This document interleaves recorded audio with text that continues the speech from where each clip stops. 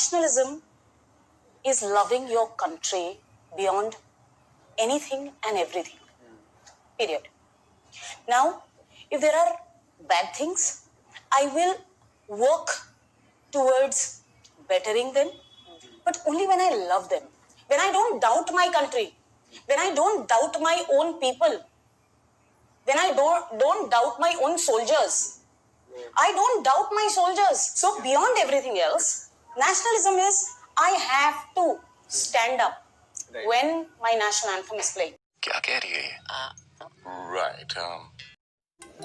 मतलब यार मुझे मैडम का कुछ समझ में नहीं आ रहा है। मतलब मैं इसको सही से पिक्चराइज नहीं कर पा रही। अगर ये भारत है और ये हमारी भारत माता है, कोई काम नहीं है, ठीक है। और ये वो लोग हैं जिनको हमने डेमोक्रेटिकली वोट किया है, गए थे ना वोट देने। तो 9th के टेक्स्ट बुक के हिसाब से डेमोक्रेसी में वो सबको राइट्स होते थे ना, इक्वालिटी लिबर्टी वाले, अपने गवर्नमेंट से सवाल पूछ सकते हैं सिटीजन्स। तो ये ऐसे क्यों कह रही है कि डाउट नहीं होना चाहिए, सवाल नहीं पूछना चाहिए। मतलब बचपन में तो मैं अपनी मम्मी को भी डाउट करती थी, वो पक्का मुझे दूध में मलाई में डाल के देती थी। और हर बार इसके लिए थोड़ा हिंट लेना पड़ेगा। 1 minute. If you are with Modi, you are with India. If you are not with Modi, you are anti-India. That's it. So hint लेते हुए, if you are with Modi you are with India. तो अगर हम मान लें if देश is equal to BJP and BJP is equal to Modi, that means Modi is equal to देश and देश प्रेमी इज इक्वल टू नेशनलिस्ट। तो मोदी प्रेमी हो गए नेशनलिस्ट और जो मोदी हेटर हो गए वो होंगे एंटी नेशनलिस्ट। तो अपने लोग मतलब देश एंड देश प्रेमी। तो अकॉर्डिंगली जो अपने लोगों पे डाउट नहीं करता वो हो गया नेशनलिस्ट, और जो अपने लोगों से सवाल करता है वो हो गए एंटी नेशनलिस्ट। Problem solve. अब जैसे अपने मिश्रा जी के बेटे ही थे, वो भी किसी ज़माने में एंटी नेशनल हुआ करते थे। तो फिर वो हिमालय गए, उनका हृदय परिवर्तन हुआ और देश के बुलाने पर वो पक्के नेशनलिस्ट बन गए। और उनकी बहादुरी की गाथा तो ये है कि उन्होंने गोली मारो करके कितने एंटी नेशनल्स को मार गिराया। वो जिंदा बच गए क्योंकि ट्रम्प आ गए थे। और तो और एक बड़े एंटी नेशनलिस्ट के गैंग के सदस्य का भी हृदय परिवर्तन हुआ और वो भी नेशनलिस्ट बन गए और आज वो सफलता की सीमा छू रहे हैं। तो कंक्लूजन ये निकलता है कि जिसने देश का साथ दिया उससे गद्दारी नहीं की, वो आज सफल है, सुखी है। और इसी तरह अगर सभी इस देश प्रेम में शामिल हो जाए और अपने देश को अपना लें तो फिर सबके अच्छे दिन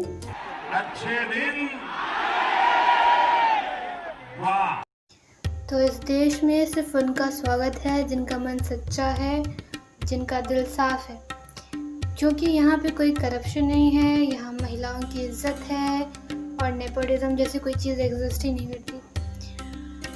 यहाँ लोग मेहनत करते हैं, यहाँ लोग गली में क्रिकेट खेल के स्कोर कर के मेहनत से BCCI पहुँचते हैं। It's not an easy job. इस देश में सोल्जर्स की भी उतनी इज्जत होती है। इलेक्शंस हैं तो क्या हुआ, इज्जत हो तो रही है।